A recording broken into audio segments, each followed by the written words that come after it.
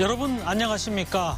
6일간의 긴 명절 연휴를 보내는 동안 추석 밥상 민심은 요동쳤습니다.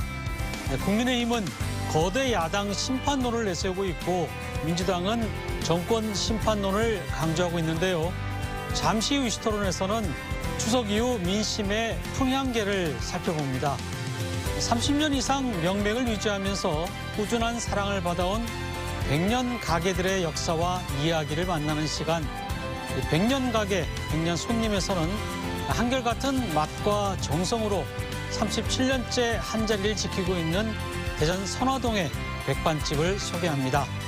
새로운 코너와 구성으로 달라진 뉴스 크리에이터 시선, 잠시 후에 뵙겠습니다. 뉴스 크리에이터 시선 첫 순서는 한 주간 뜨거웠던 뉴스를 콕 집어 소개합니다. 취재기자의 뉴스픽. 보도국 양정진 기자 나와 있습니다. 어서 오세요. 안녕하십니까. 네. 자, 뉴스픽 오늘 첫 시간입니다. 솔감할 때보다 더 솔직하고 치열한 취재 현장의 이야기 잘 전해주시기 바랍니다. 네. 자, 첫 번째 양 기자가 픽한 뉴스픽 키워드는 어떤 겁니까? 네. 뉴스픽 첫 번째 키워드는요. 아닌 밤중의 수영입니다. 아닌 밤중의 수영이요?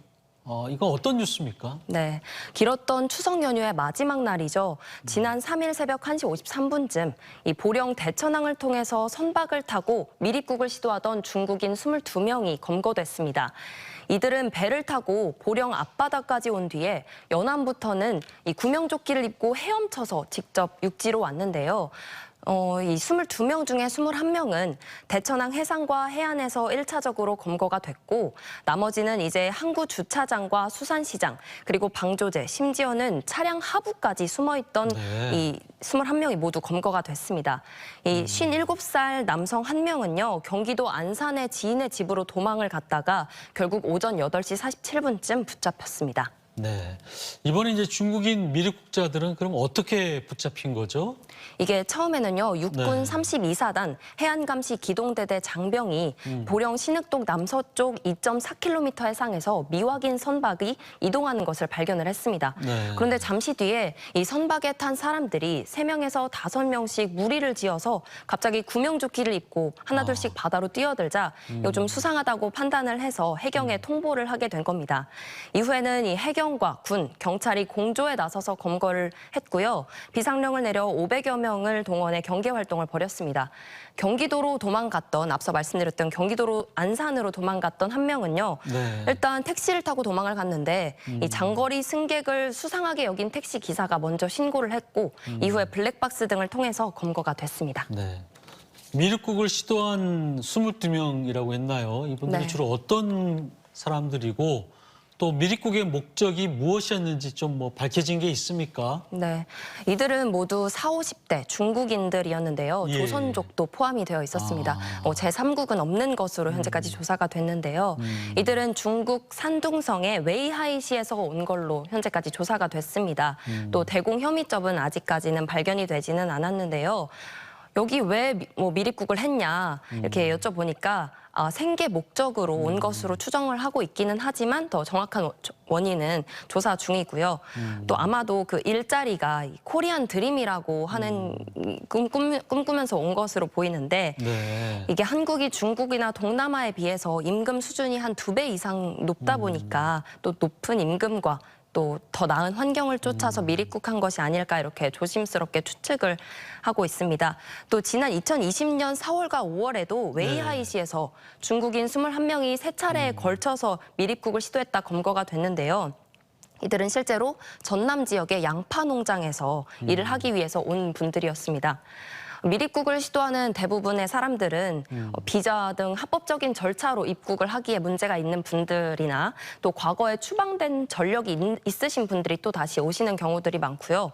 또 특히 코로나가 있었지 않습니까? 네. 그 이후에 이제 출입국 규제가 강해지다 보니까 미립국을 시도하는 이 일들이 좀 늘어나고 있다고 합니다. 그렇겠네요. 정식 절차를 거치지 않은 사람들이다 보니까 미립국을 시도할 수밖에 없을 것 같은데 이게 3년 전에도 보면은 저 서해안에서 미립국 하려던 사람들을 그 중국인들을 대거 붙잡은 기억이 저도 이제 뉴스에서 본 기억이 있는데 네. 우리 서해안 지역이 이 미립국의 통로가 되는 게 아니냐 이런 우려의 목소리도 있어요. 예, 그렇습니다. 사실 이 중국 아까 말씀드린 산둥성 웨이하이시 항구에서 태안 반도까지 불과 350km 정도밖에 되지 않습니다. 그래서 대부분 태안으로 이렇게 많이 미립국을 한다고 하는데요. 이번처럼 보령으로 미립국을 한 거는 공식적으로는 처음이라고 합니다. 네. 지난 10년간 적발된 미립국자가 벌써 244명에 달하는데요. 이들은 주로 고무보트나 레저보트 같은 소형 보트를 타고 미립국을 많이 한다고 합니다. 이게 한 30시간 정도 이렇게 운전을 하면은 태안에 도착을 할 수 있다고 하더라고요. 웨이하이시에서. 그래서 이제 큰 어선이나 상선 같은 경우에는 레이더망에 잘 잡히고 감시망을 피하기 어렵기 때문에 소형 보트들을 타고 많이 들어온다고 합니다. 또 해경이 이제 주로 함정이나 이제 레이더에 의존해서 검거를 하는데 네. 작은 물체들은 좀 식별하기가 어렵다고 합니다. 그래서 이제 그 고무보트 같은 경우에는 레이더망에 잡히지 않고 작고 속도도 빠르다 보니까 미립국에 많이 사용을 해서 서해안으로 들어오는 것으로 보입니다. 아무래도 이제 레이더망이 안 잡히다 보니까 이 경계 강화를 위해서 좀 더 그런 강화해야 될 것 같고요. 대책을. 네. 특히 이제 뭐 범죄자들이 입국할 경우에는 이게 이제 문제가 커지잖아요. 그죠? 예, 그렇습니다. 지금 이제 미립국자라든지 브로커에 대한 처벌 같은 경우에는 어떻습니까? 현행 이 출입국 관리법에 따르면요. 미립국자들은 5년 이하의 징역이나 5천만 원 이하의 벌금, 그리고 이를 알선한 자들은 7년 이하의 징역이나 7천만 원 이하의 벌금에 처해지게 되는데요. 현재 그 이번 사건으로 22명 모두 구속영장이 발부가 됐습니다. 주거가 없고 도주 우려가 있기 때문으로 이제 판단을 했는데요. 재판에 넘겨지게 되면 이들도 처벌을 받거나 강제 추방을 당하게 됩니다. 그리고 또 이들을 알선한 운송책도 지금 현재 추적을 하고 있는 상황입니다. 이 미립국을 막기 위해서는 단발성으로 지금처럼 검거하는 작전을 넘어서 항상 경비를 철저히 하고 또 침투 경로를 미리 차단하고 예방을 해야겠죠. 이것뿐만 아니라 이 국내에서 이들을 알선하는 자들에 대해서 강력하게 처벌을 해서 좀 뿌리 뽑아야 하지 않을까라는 생각도 들고요.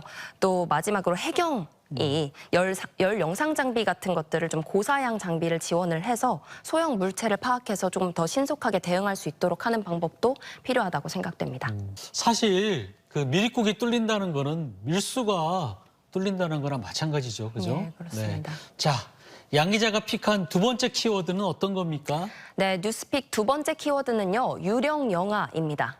유령 영화요. 유령 영화. 네. 어떤 뉴스인지 더 궁금해지는데요. 예. 네. 이 지난 3일 오후 3시 40분쯤 대전 서구 괴정동의 한 다세대 주택에서 백골 상태의 영아 시신이 발견이 됐습니다. 그래서 경찰이 이 30살 친모를 서구 갈마동의 한 가정집에서 긴급 체포하게 됐는데요. 이 당시 아기는 이제 2019년 9월쯤에 숨져서 약 숨진 지 4년 정도 만에 발견이 된 겁니다. 그래서 당시 백골화된 상태여서 성별조차 구분하기 어려운 상태였다고 합니다. 이 친모가 이 집에서 살고 있다가 2년 전부터 월세도 내지 않고 잠적을 했다고 합니다. 그래서 집주인이 명도소송 강제 집행을 해서 친모의 물건을 보관을 하고 있었는데요. 그러다가 이제 경매 처분을 위해서 물건을 다시 정리를 하던 과정에서 캐리어에서 여행 가방에서 영아의 시신을 발견하게 된 사건입니다. 경찰 조사에서 이 친모가 30살 됐다고 네. 했나요? 네. 뭐라고 얘기합니까? 이 친모가 지난 2019년 9월에 아기를 집에서 낳은 뒤에 4일에서 5일 정도 뒤에 아기가 알 수 없는 이유로 숨졌다고 합니다. 그래서 이제 아이 시신을 여행 가방에 보관을 하던 중에 2021년 9월, 즉 2년 정도 지난 시점에 집에서 나왔고 그리고 무섭고 두려워서 신고를 하지 않았다 이렇게 진술을 하고 있는 것으로 알려졌습니다. 그래서 경찰은 정확한 사망 원인을 파악하기 위해서 현재 국과수에 부검을 의뢰해 놓은 상태이고요. 법원에서는 이제 구속영장을 신청을 했지만 기각이 됐습니다. 아, 그래요? 네, 이 친모가 주거가 일정하기도 하고 가족 간의 유대 관계가 있는 것으로 보여서 도망의 염려가 적다고 판단을 한 겁니다. 정말 안타까운 소식인데 이 전국에서도 이게 영아 유기 사건이 너무 많이 발생하잖아요. 네, 그죠? 그렇습니다. 이거 대책이 없는 겁니까? 출생 신고가 이루어지지 않은 이 아이들을 유령 영아라고 저희가 칭하고 있는데요. 네. 보통 이제 그 친모들이 경제적인 어려움이나 부담스러운 사회적 시선 등 불가피한 사유 때문에 이제 출산 후에 양육이 어려울 경우에 유기를 하는 경우들이 좀 생기는 것 같더라고요. 근데 이번 같은 경우에는 병원에서 출산을 한 게 아니라 병원 밖에서 집에서 출산을 한 거다 보니까 기록조차 없는 상황인 겁니다. 이 아이가 태어난 지조차 모르는 사람들이 전부겠죠. 그래서 최근 대전시와 경찰의 전수조사 때도 이 아이의 행방 자체가 드러나지가 않은 겁니다. 최근에 정부가 전수조사한 결과에 전국에서 지난 2015년부터 올해 7월까지 네. 태어난 출생 미등록 아동이 중에서 그 숨진 아동이 무려 283명으로 밝혀졌는데요. 이번 사건 같은 경우를 포함하면 사실 더 늘어날 가능성도 배제할 수는 없을 것 같습니다. 사실 출생 미등록하기 문제는 저희도 이제 몇 년 전에 집중 보도한 적이 있는데 네.